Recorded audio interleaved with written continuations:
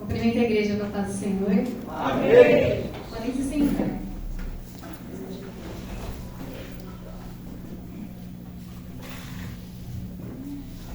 Abram suas Bíblias no livro de Êxodo.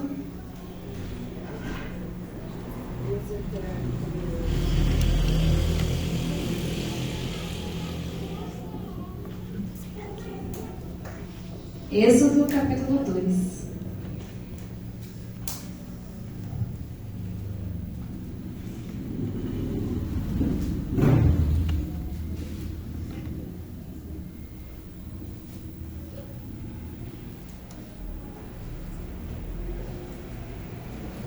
Amém. A minha tradução é um pouco diferente.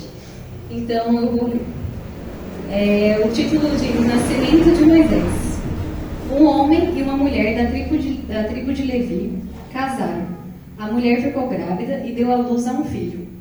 Ela viu que o menino era muito bonito e então escondeu-o durante 3 meses. Como não podia escondê-lo por mais tempo, ela pegou uma cesta de junco, tapou os buracos com betume e piche, pôs nela o menino e deixou a cesta entre uns juncos, na beira do rio.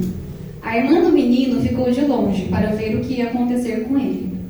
A filha do rei do Egito foi até o rio e estava tomando banho, enquanto as suas empregadas passeavam ali pela margem. De repente, ela viu a cesta no meio da moita de juncos e mandou que uma de suas escravas fosse buscá-la. A princesa abriu a cesta e viu um bebê chorando. Ela ficou com muita pena dele e disse: "Este é um menino israelita." Então a irmã da criança perguntou à princesa: "Quer que eu vá chamar uma mulher israelita para amamentar e criar esta criança para a senhora?" "Vá", respondeu a princesa. Então a moça foi e trouxe a própria mãe do menino. Aí a princesa lhe disse: "Leve este menino e o crie para mim, que eu pagarei pelo seu trabalho." A mulher levou o menino e o criou. Quando ele já estava grande, ela o levou à filha do rei, que o adotou como filho. Ela pôs nele o nome de Moisés e disse: "Eu o tirei da água." Amém? Eu dividi essa mensagem em alguns tópicos. Então, o pastor me direcionou e ele queria uma mensagem que falasse sobre o chamado. E aqui eu inicio falando sobre o nascimento de Moisés. Mas o chamado dele, de fato, ocorre no capítulo 3 de Êxodo. Mas eu quis iniciar no capítulo 2 para falar do nascimento, porque aqui tem um fator muito importante que foi fundamental na caminhada de Moisés como líder do povo de Israel. Então, quando eu estava lendo o texto, e só um tempo atrás, quando eu estudei pela primeira vez o livro de Êxodo, eu pensei da seguinte forma: o Senhor escolheu Moisés já sabendo que ele daria a lei e que em algum momento precisaria de um escritor para o livro do Pentateuco, que são os 5 primeiros livros da Bíblia. E o povo israelita era escravo, então nenhum deles tinha acesso à educação. O acesso que eles tinham era o trabalho forçado. E Moisés foi o único que teve acesso à educação, porque ele foi criado como filho da princesa. Então toda a cultura do Egito, toda a escrita, toda a ciência, ele aprendeu porque ele era um príncipe. E ele aprendeu da melhor forma, porque ele estava no palácio do maior império da terra. Então, o ápice da educação circulava naquele momento no Egito, e Moisés estava inserido naquele lugar. E aí eu pensei assim: o Senhor escolheu Moisés, porque Moisés sabia escrever e sabia ler, e isso seria o suficiente para que ele conseguisse realizar parte do plano do Senhor, que era escrever a lei. E aí na hora o Espírito Santo me repreendeu e falou: "Não, eu não escolhi Moisés por causa disso. Moisés sabe de tudo isso e pôde entrar no palácio porque eu o escolhi. Então ele só está ali dentro, só passou por isso, só foi criado como um príncipe, só teve acesso à educação porque eu o escolhi. Se eu tivesse escolhido um outro israelita, ele teria vivenciado essa história." E aí eu começo pelo nascimento porque ele é algo que se encaixa perfeitamente. Então é algo desenhado por Deus. Porque naquele contexto, o rei, o faraó, ele fez um decreto que todos os recém-nascidos meninos fossem mortos. E Moisés se salvou graças à coragem e intercessão de sua mãe, Joquebede, que coloca ele no cesto. Agora imagina o sentimento de uma mãe de pegar o seu filho e colocar ele num cesto dentro de um rio. E nesse rio, a criança sai salva e parar nas mãos da princesa do rei do Egito, o mesmo rei que decretou a morte dos meninos israelitas. E este mesmo rei permitiu que a filha criasse, porque a Bíblia não destaca nenhum impedimento do rei, nenhuma oposição mediante aquela criança que entrou no seu palácio. Então, nisso, nós já podemos entender que o chamado do Senhor, apesar de ser descrito na Bíblia só no capítulo 3, ele já acontece aqui. Moisés, sem nem saber quem é o Deus de Israel, sem nem saber o próprio nome, já tinha o Todo-Poderoso cuidando da vida dele, cuidando da sua caminhada, cuidando do seu chamado. Então, caminhamos para o capítulo 3 de Êxodo, que temos, de fato, o chamado de Moisés. E aí o Senhor aparece a ele. Nisso Moisés já saiu do Egito, foi para a terra de Midian, já se casou com a filha de Jetro e está apacentando as ovelhas.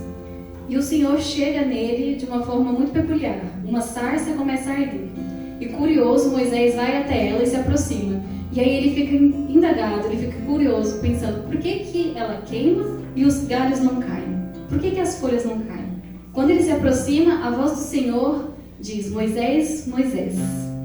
E aí o Senhor diz, pare e tire suas sandálias, porque o lugar que você está é santo. Ali o Senhor se revela a Moisés. Ali o chamado é oficializado. Ali Moisés sabe que a caminhada dele e a vida dele vai mudar, porque o Senhor, o Deus de Israel, se revelou a ele. Aleluia. Porém, depois desse chamado do Senhor dizer a Moisés, eu sou o que sou, você vai ao Egito, vai falar com o faraó, vai liberar o meu povo, no capítulo 4 nós temos um outro acontecimento, que é a exposição da insegurança de Moisés. Ele diz assim, ó Senhor, eu nunca tive facilidade para falar, nem antes nem agora. Depois que começaste a falar comigo, também não tive facilidade. Quando começo a falar, eu sempre me atrapalho. Porém o Senhor lhe disse, quem dá a boca ao ser humano? Quem faz com que ele seja surdo ou mudo? Quem lhe dá a vista ou faz com que fique cego? Sou eu, Deus, o Senhor. Agora vá, pois eu o ajudarei a falar, e lhe direi o que deve dizer. E essa insegurança de Moisés, ela aparece depois que o Senhor explica cada passo que ele vai ter que seguir no Egito. Então ele fala, o Senhor, você vai se apresentar a Faraó, você vai falar com os príncipes, você vai chegar no povo, vai dizer que eu, o Deus antepassado deles, estou chegando para resgatá-los. E aí Moisés fala, eu não tenho essa capacidade de falar, de dialogar. E essa insegurança, ela não é uma coisa que surpreendeu a Deus. Não é como se Moisés tivesse falado, olha Senhor, eu não falo muito bem. Aí a partir dessa revelação, o Senhor chegasse e falasse, realmente, você não fala muito bem, acho que eu fiz a escolha errada. Não, isso não surpreendeu o Senhor. Eu imagino até que Deus estava só esperando o momento que Moisés fosse falar, que ele não se dava bem nessa parte de atender o povo, enfim, chegar na presença de alguém, a oratória mesmo. Mas isso não surpreendeu a Deus e não impediu Deus de escolher Moisés, porque o Senhor não olha para a nossa capacidade, porque pela nossa capacidade a gente não consegue fazer nada. Assim como Moisés só conheceu toda a escrita e toda a ciência do Egito porque o Senhor permitiu que ele entrasse ali, assim também o Senhor iria colocar a palavra na boca dele, porque tudo que sustenta o nosso ministério, o nosso chamado, vem das mãos do Senhor e não de nós. Se eu prego hoje e tenho acesso a conhecimento, não é por conta do diploma que eu carrego ou de outras coisas, mas é pela graça de Deus. Eu não estou aqui ensinando porque eu sou formada, de forma alguma, até mesmo porque a formação que eu tenho não impacta em nada na disseminação da palavra do Senhor, em pregar a palavra do Senhor. O máximo que eu posso falar aqui é de caminhão, porque eu me formei em logística ou em trem, mas isso não impacta em absolutamente nada na palavra de Deus. Agora, o conhecimento que vem do céu, esse vem do Senhor, vem das mãos do Senhor. O maná, que é dado no deserto para o povo de Israel, ele é uma figura, uma tipologia da palavra de Deus. Então, quando o povo sai de manhã das suas tendas e vão até o lado de fora pegar o maná, e Deus diz, vão todos os dias, vão pela manhã, porque senão vocês vão perder, não guardem, porque senão estrague. Isso é a palavra, alimento diário. Então, se a gente não buscar, não tem outro recurso, outro meio, outra ciência humana que vai nos dar a base necessária para a gente poder exercer o nosso chamado. E a palavra ela é fundamental para todos os ministérios, independente de qual seja. E aqui eu trago outros exemplos também, além de Moisés, eu inicio falando dele, mas eu quero destacar também Jeremias, que ele tinha insegurança em relação à sua idade e capacidade, por ser muito jovem. Então ele disse, quando o Senhor o chamou, alegou o mesmo fator de Moisés, disse, eu não sei falar, eu sou muito jovem. Mas Deus também ignorou isso, falou, mas palavras da sua boca. Apesar da insegurança ser transmitida, o Senhor depois conforta, falando, quem vai fazer sou eu, só precisa confiar e seguir e obedecer. Então eu preciso de um vaso na terra, e eu escolhi você, então eu quero que você faça. Também temos Gideão, que a missionária trouxe pra gente. Ele sentia-se insignificante e duvidava da própria capacidade de liderar. Ele falava, sou o menor da minha casa, venho de uma família pobre, de uma tribo pequena, o que o Senhor quer comigo? Mas o Senhor disse, Gideão, homem forte, homem corajoso, é você que eu chamo. Ele testou o Senhor, fez o Senhor mandar sinais, o Senhor o respondeu, testificando que queria ele. Também temos o rei Saul, que quando foi escolhido como rei, ele se escondeu entre as bagagens. Então a Bíblia fala que o profeta Samuel, como o costume da época, eles jogavam dados para saber qual que era a decisão de Deus.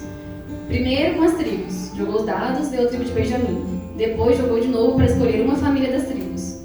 Aí escolheu a família do pai de Saul. Depois separou os filhos e deu como Saul. Na hora que sai o resultado, que é Saul, todos perguntam, onde está Saul? Onde está Saul?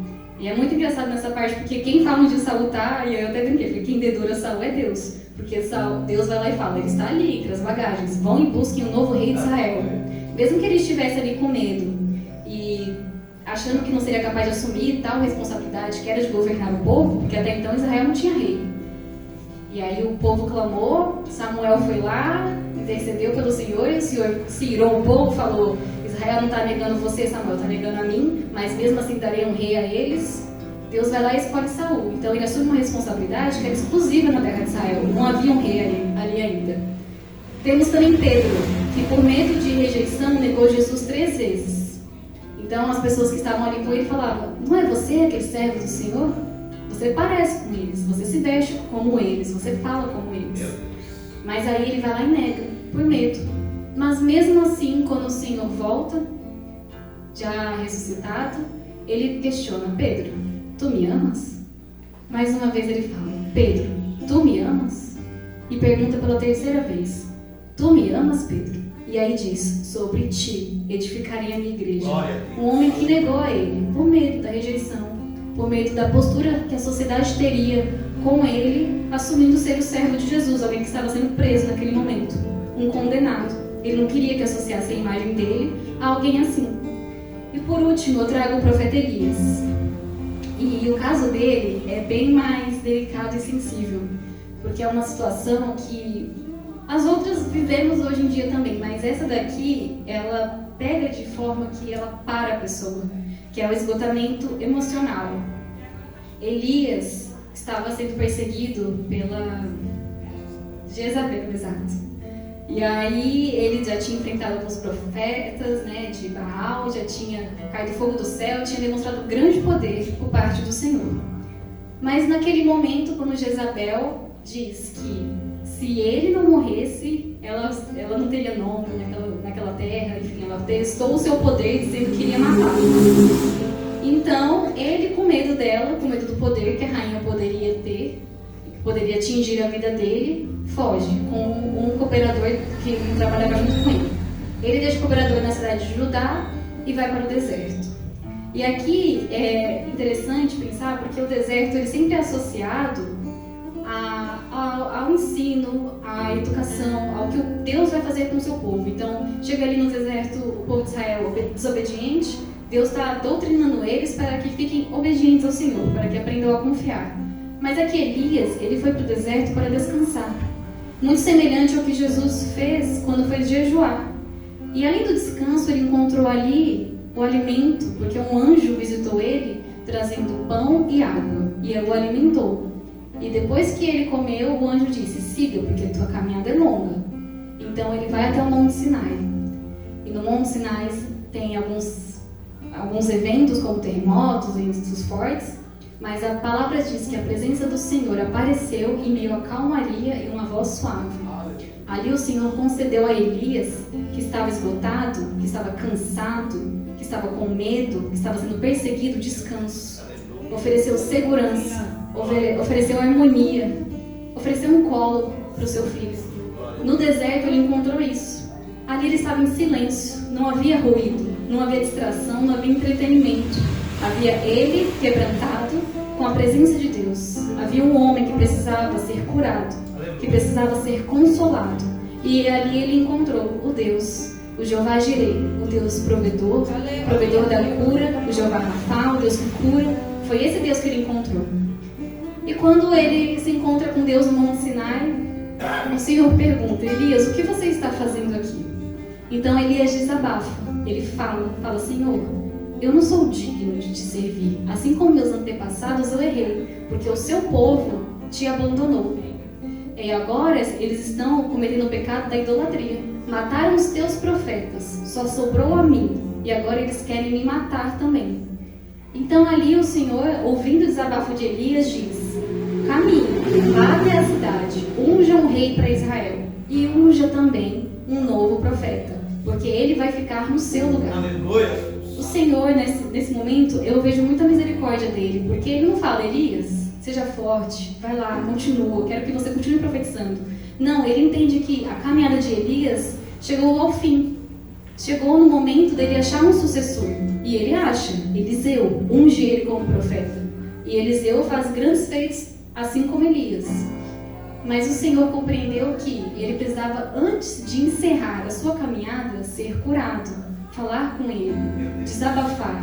Então o Senhor primeiro o curou, separou ele, levou para o deserto, o alimentou, deu força, falou, ouviu e depois o dispensou, no bom sentido, porque Elias passa o seu cargo assim de profeta, vamos dizer, para Eliseu com a bênção do Senhor. E aí eu quero entrar agora em uma outra esfera dessa mensagem, entendendo que grandes homens foram chamados e tiveram insegurança, mas mesmo assim o Senhor incentivou eles que permanecessem na caminhada, porque grandes feitos seriam alcançados através da vida deles. E agora eu quero entrar na parte de identidade. Estes homens, eles tiveram sim a presença do Senhor, eles tiveram revelações, eles tiveram chamado, eles tiveram orientação do que deveriam fazer. Mas em determinado momento, eles perderam sua identidade, no sentido de não saber para onde ir, não saber o que fazer, não saber com quem falar, no sentido de ter desespero. E aqui eu trago o apóstolo Paulo. Nós estamos estudando nas quartas-feiras as suas cartas. E uma coisa que eu observei, conforme cada irmão ia trazendo a mensagem, era que as cartas sempre começavam com a sua saudação. E ele sempre falava: eu, apóstolo de Deus, chamado pela vontade de Deus. Então Paulo está afirmando ali quem ele é. Ele não é mais Saulo, o perseguidor. Agora ele é Paulo, o apóstolo de Deus, chamado pelo Senhor. Então ali ele está reforçando que ele está com esse posto não pela sua vontade, mas pela vontade de Deus. Quem é a sua identidade, então? Então, é o Senhor. E eu trago um outro exemplo também no livro de Josué. Quando ele estava entrando na Terra Prometida, junto com a nação de Israel, eles precisaram guerrear. Nisso, o exército que estava na terra se opôs a eles e uma guerra começou. E a Bíblia relata que Josué viu um anjo. Era um homem alto, um homem forte, com vestido de armadura. Então Josué chega até ele e diz: você está com os nossos inimigos ou você está com Israel? E o anjo responde: eu não estou com nenhum dos dois, eu estou com Deus Todo-Poderoso, o Senhor dos Exércitos. Este anjo nos testifica o que é saber a identidade. Ele diz: essa guerra, isso entre as linhas, né? Essa guerra não pertence a Israel, essa guerra é de Deus. Estes inimigos que estão na terra, eles não estão lutando contra Israel, eles estão lutando contra Deus. Então o anjo está testificando um outro nome do Senhor, que é Jeová Nissi, dado por Moisés ao Senhor, que é: o Senhor é a nossa bandeira. Quem é a minha bandeira? Quem é a minha identidade? Com quem eu me identifico? Em quem eu me inspiro? No Senhor, no Deus Todo-Poderoso, o Senhor, o guarda de Israel. Então o anjo está falando: eu estou com o Senhor. Quando Davi foi confrontado a combater Golias, a fala de Golias era: quem em Israel pode me combater, pode me destruir? E a fala de Davi era: quem é este homem para enfrentar o Senhor dos Exércitos? Davi não foi em luta pelo nome dele, pelo nome do rei Saul ou pelo nome da nação. Ele foi à luta pelo nome de Deus. Ele foi à luta pelo Senhor que ele servia. E isso trouxe a ele a vitória, porque ele estava lutando ali. O único servo que se levantou com coragem, mesmo que não tivesse muito tamanho, pelo nome do Senhor. Quem concede a vitória é Deus.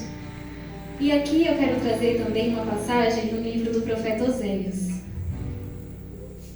E eu relutei muito com Deus para poder falar dela, porque ela tem ela é bem ríspida, ela é muito pesada, ela é forte. Mas aí eu achei que seria prudente permanecer com ela, que no capítulo 4 e o versículo 4 diz: O Senhor Deus diz: Não acusem nem repreendam o meu povo. A minha acusação é contra vocês, sacerdotes. Dia e noite vocês andam sem rumo, e os profetas fazem o mesmo. Vou acabar com Israel, a mãe de vocês. O meu povo não quer saber de mim, e por isso está sendo destruído. E vocês, sacerdotes, também não querem saber de mim, e esqueceram as minhas leis. Portanto, eu não os aceito mais como meus sacerdotes, nem aceitarei os seus filhos como meus sacerdotes. E essa palavra, ela não é neste momento, neste contexto, dessa pregação, não é uma sentença e uma decisão do Senhor para as nossas vidas. Ela é só um alerta. Assim como quando Jesus estava passeando e ele viu aquela figueira, e de longe ela tinha muitas folhas, ela parecia bem robusta, mas quando ele chegou perto ele não encontrou frutos. Aqui o Senhor está falando: vocês que me servem dia e noite, mas dizem que estão sem rumo, como podem? Parecem que vocês têm frutos, mas quando eu chego perto eu não encontro nada. Então é um confronto do Senhor para nós, porque quando a figueira é queimada, Jesus dá ali a sentença para que ela seque, ela não se recupera nunca mais. Porém, a graça e a misericórdia de Deus permite que a gente ainda possa servir a Ele, ainda possa parar, pensar, refletir: o que eu posso fazer para frutificar e seguir dentro do chamado que Deus me chamou, dentro da vereda dele, a caminhar no seu plano, no seu propósito. O que nós podemos fazer para poder atingir aquilo que Deus tem para nossas vidas? E aqui é só para poder alertar o perigo da desobediência, porque estes homens, apesar de terem cometido, principalmente Saul, alguns pecados, eles, em geral, atingiram o seu objetivo. Mas também temos Saul, um exemplo daquele que, quando chegou no final, o Senhor simplesmente arrancou o seu espírito dele e colocou Davi, ainda assim, dentro do seu palácio, enquanto ele era rei. A nação via Saul como rei, mas Deus falava: este homem não é rei de Israel mais para mim, porque eu ungi Davi, o menor da casa, aquele que ninguém dava nada.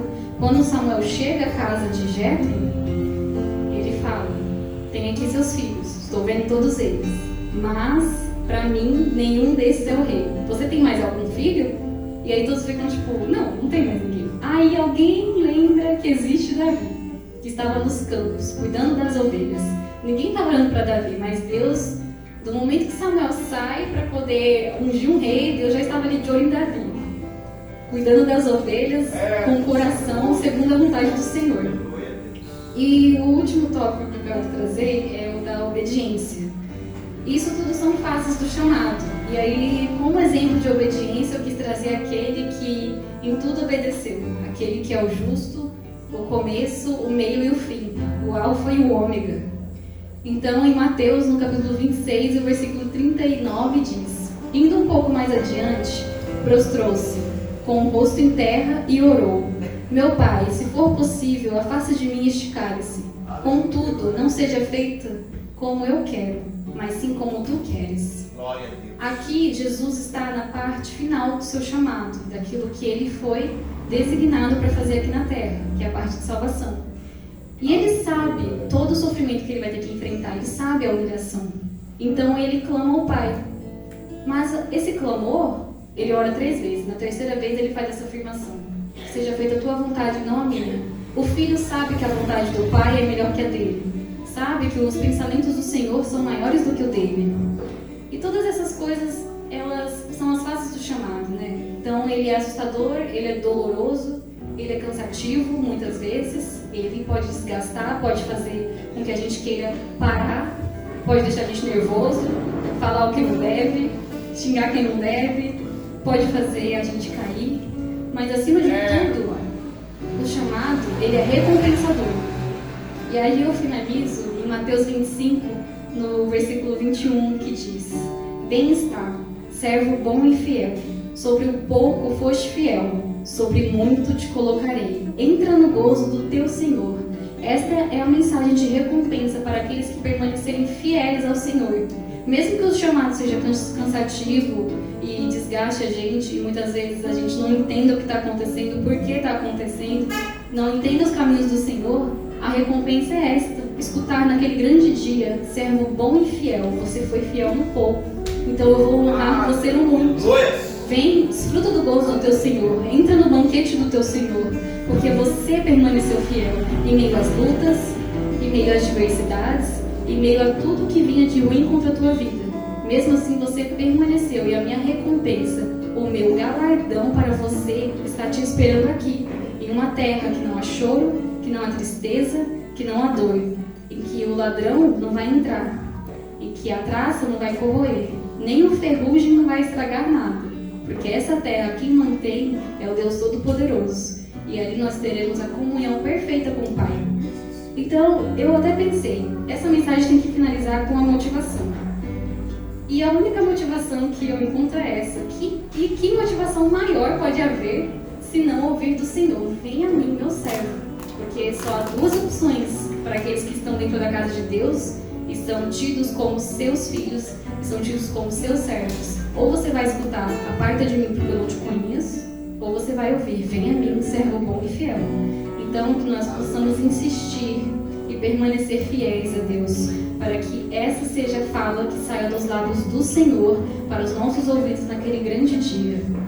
E eu agradeço a oportunidade. Eu gostaria de pedir que a igreja se ficasse de pé, porque eu quero orar com vocês.